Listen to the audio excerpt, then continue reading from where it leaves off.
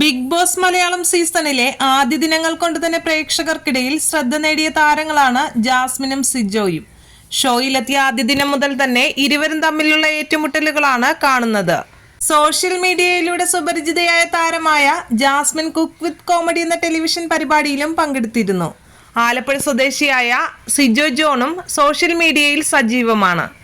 ആദ്യ വീക്കിലെ ക്യാപ്റ്റനെ തിരഞ്ഞെടുക്കാനുള്ള ടാസ്കിൽ സിജോയും റോക്കിയും ചേർന്ന് പ്ലാൻ ചെയ്ത് നടപ്പാക്കിയ തന്ത്രം പുറത്തു കൊണ്ടുവന്നത് ജാസ്മിനായിരുന്നു.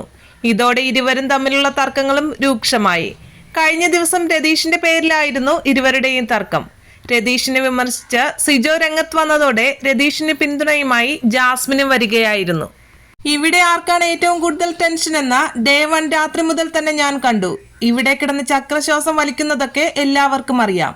നേരെ നിന്ന് കഴിഞ്ഞാൽ രതീഷ് ഏട്ടൻ പെടുക്കും. സിജോയ്ക്ക് നേരെ നിന്നാൽ രതീഷ് ഏട്ടൻ രാവിലെ ഞെട്ടി എഴുന്നേൽക്കുമെന്നായിരുന്നു സിജോ പറഞ്ഞത്. ഇതോടെ രതീഷ് ഏട്ടനോടായി നിങ്ങളുടെ മൂത്രസഞ്ചി അയാളുടെ കയ്യിലായോ എന്ന് ജാസ്മിൻ ചോദിക്കുന്നു.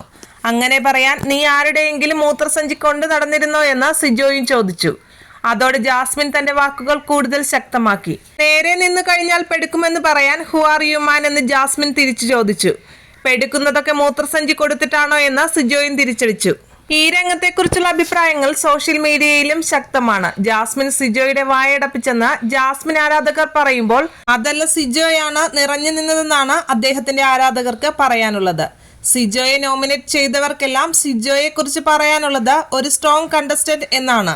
നല്ല ഗെയിം പ്ലാനോട് കൂടിയാണ് സിജോ വന്നിരിക്കുന്നത്. അതുകൊണ്ട് തന്നെ നോമിനേറ്റ് ചെയ്യുന്നു എന്നാണ് അദ്ദേഹത്തിന്റെ ആരാധകർക്ക് പറയാനുള്ളത്. ജാസ്മിൻ വന്ന് കയറിയപ്പോഴേ സിജോയെ പേടിച്ചു തുടങ്ങി. ആരെങ്കിലും ജാസ്മിന്റെ ആ ഒരു വെപ്രാളം ശ്രദ്ധിച്ചിരുന്നോ? ജാസ്മിൻ വന്നപ്പോഴേ ഒരാളെ മാത്രം ടാർഗറ്റ് ചെയ്യുന്നു, സിജോയെ. സിജോയ്ക്ക് അത് നല്ലതാണ് എന്നുള്ള പൂർണ്ണ ബോധ്യവുമുണ്ട്. അതിന്നലെ 1-2 സ്ഥലത്ത് സൂചിപ്പിക്കുകയും ചെയ്തിരുന്നു. സിജോയെ ടാർഗറ്റ് ചെയ്യാൻ ജാസ്മിൻ 2-3 പേരുടെ കൂട്ടുകെട്ട് പിടിച്ചിട്ടുണ്ടെന്നും ഒരു ആരാധകൻ ഫേസ്ബുക്കിലെ ബിഗ് ബോസ് ആരാധക ഗ്രൂപ്പുകളിൽ കുറിക്കുന്നു.